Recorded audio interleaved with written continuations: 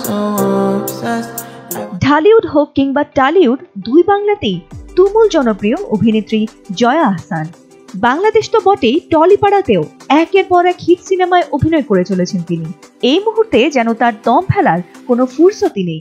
তবে অভিনয়ের পাশাপাশি তার রূপের ভক্ত যেন 20 থেকে 80। বয়স যতই হোক না কেন, তার গ্ল্যামারাস লুকে তা বোঝার যেন কোনো উপায়ই নেই। নিজেকে কোন জাদু বলে ফিট রাখেন জয়া? জয়ার ফিট থাকার রহস্য অজানা হলেও তিনি যে মিষ্টি খেতে ভালোবাসেন এ কথাটি আর মোটেই গোপন নেই, কারণ এ তথ্য ফাঁস করেছেন তিনি নিজেই। অন্য বাঙালিদের মতো জয়াও মিষ্টি প্রেমী। জয়ার প্রিয় মিষ্টির তালিকায় রসগোল্লা যেমন রয়েছে, তেমনি রয়েছে আরো 3 জনপ্রিয় মিষ্টি। জয়া জানিয়েছেন তিনি চমচম, বেকড রসগোল্লা এবং নলেন গুড়ের যে কোনো মিষ্টি খেতে ভালোবাসেন।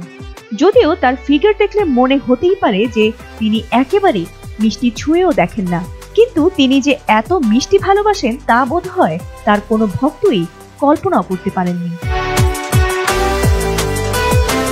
অভিনেত্রীর পুরনো এক সাক্ষাৎকার থেকে জানা যায় তিনি আগে মিষ্টি খেতে একেবারেই পছন্দ করতেন না, কিন্তু কলকাতা তাকে মিষ্টি খাওয়া শিখিয়েছে। আর এখন কলকাতায় এলেই মিষ্টি খান জয়া। বিশেষ করে মতিচুরের লাড্ডু তার ভীষণ প্রিয়।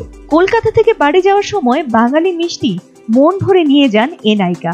এমনকি অনেকেই তার থেকে এই শহরের বিভিন্ন মিষ্টি নিয়ে যাওয়ার আবদারও নাকি করে থাকেন। জয়া আহসান একবার মজার ছলেই বলেছিলেন তিনি কারোর সঙ্গে মিষ্টি শেয়ার করে খান না, তবে জানা গেছে নিয়মিত ব্যায়াম, যোগাসনই যেন সেই ফিটনেসের পেছনের রহস্য। তাই মন ভরে মিষ্টি খেয়েও বছরের পর বছর ধরে এমন তারুণ্যে ভরা ফিটনেস যেন ধরে রেখেছেন তিনি।